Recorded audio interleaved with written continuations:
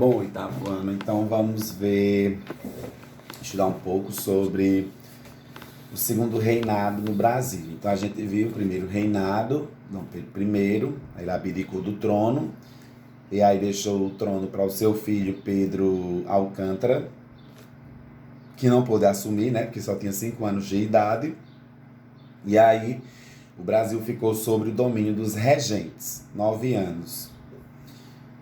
Depois do Brasil regencial, aí vem o segundo reinado, né, que é Brasil Império II. E aí o que é que vai acontecer para Dom Pedro, ainda tão jovem, né, assumir o trono? Então ali, né, durante o ano de 1840, a regência Araújo Lima, que era o governo regencial, né, Araújo Lima era o governo regencial, decretou uma assembleia que diminuiu o poder dos próprios da Assembleia Legislativa. E é claro que essa Assembleia não vai receber isso como algo normal, né? Limitava o poder da Assembleia Legislativa às provinciais, os grupos que governavam as províncias, que hoje, né, são os estados. E antigamente, né, antes de se tornar república, era conhecido como províncias. E aí limitava o poder, a autonomia dos que governavam essas províncias.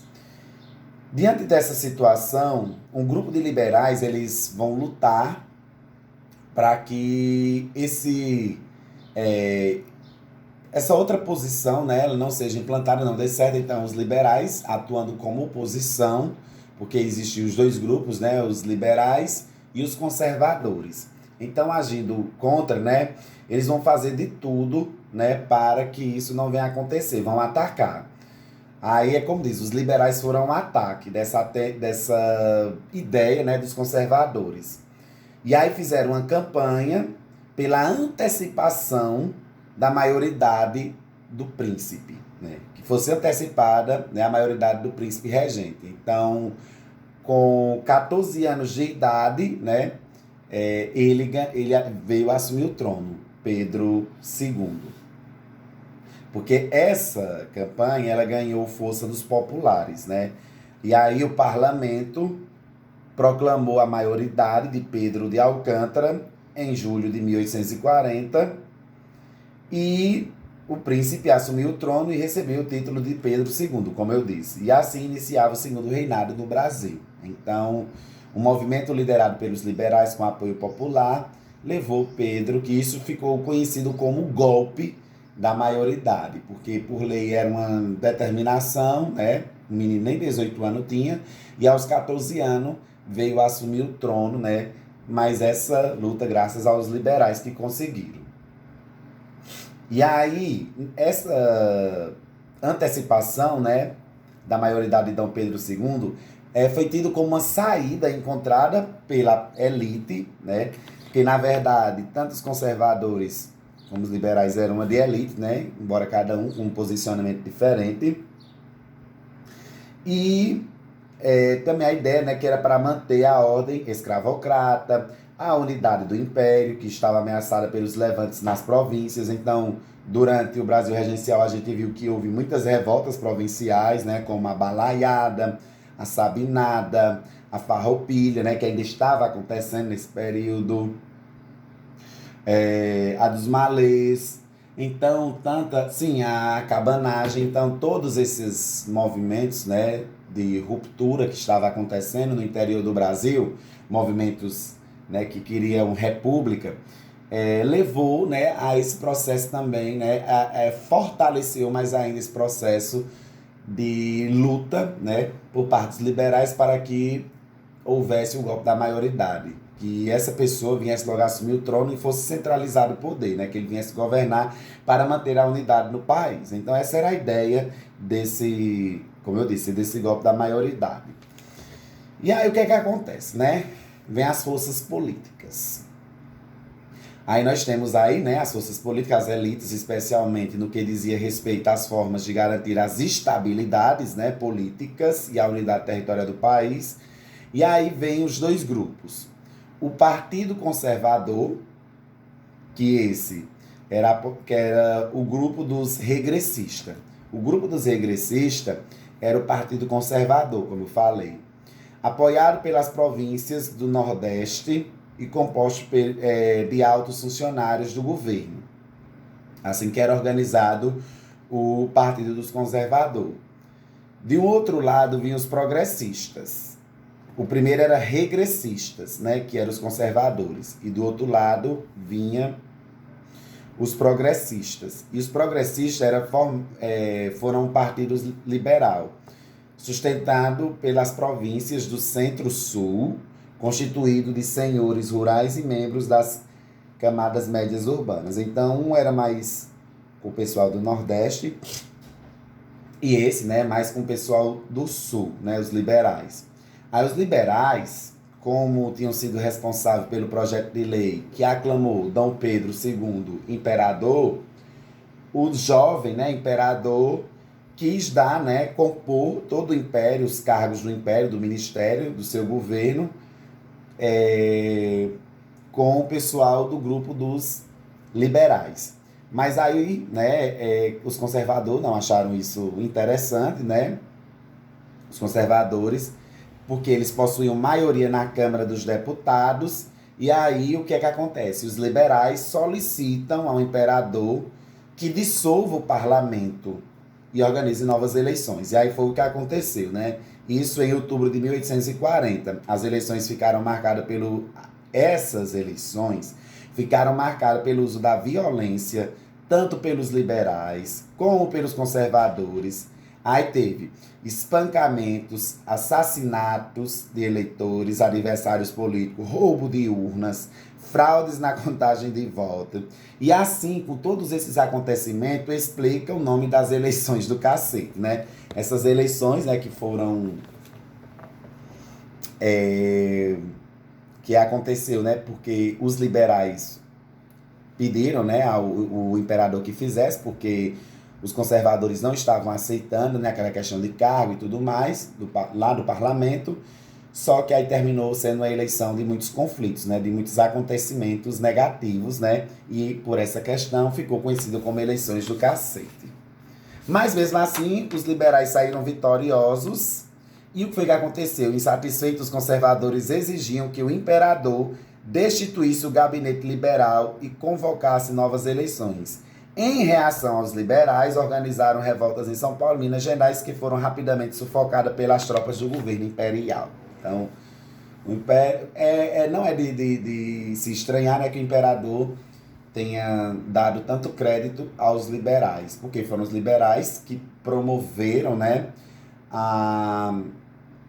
o movimento em prol do imperador assumir o trono. Agora o menino de 14 anos, né, mas já era bem astuto, né? E aí nós vamos conhecer, né, o parlamentarismo à brasileira, porque nós estudamos a ideia do parlamentarismo na Inglaterra, né, que é o sistema político, né, que é a monarquia parlamentarista. Monarquia onde o rei reina, mas não governa, né? No Brasil foi diferente. Essa monarquia parlamentar, né? Na verdade, quem governava mesmo de fato era o imperador, diferente totalmente da Inglaterra. Então, por isso que chama o parlamentarismo à brasileira, né? Que o que difere de fato do da Inglaterra. Então, como, né? Visando viabilizar a situação política do país, o imperador criou em 87 o cargo de presidente do Conselho de Ministros, medida que instituiu o parlamento no Brasil. Se compararmos o modelo implantado no Brasil com o modelo inglês, por exemplo, veremos que o parlamentarismo brasileiro funcionou de maneira diferente. É claro, por quê? Porque o parlamentarismo brasileiro ele era manipulado, de fato, pelo imperador. Ao contrário, né, do parlamentarismo inglês, né, que quem governa é o primeiro-ministro, no Brasil não era assim, né? Não funcionava desse jeito, por conta do poder moderador que foi criado lá na Constituição de 1824 por então Dom Pedro I. Então, esse parlamentarismo brasileiro, ele não funcionava, né, como funciona, na verdade, o parlamentarismo lá na Inglaterra. Aí vem a primavera dos povos no Brasil. Então, o que foi essa primavera? Essa primavera a gente tem como característica principal a Revolução Praieira.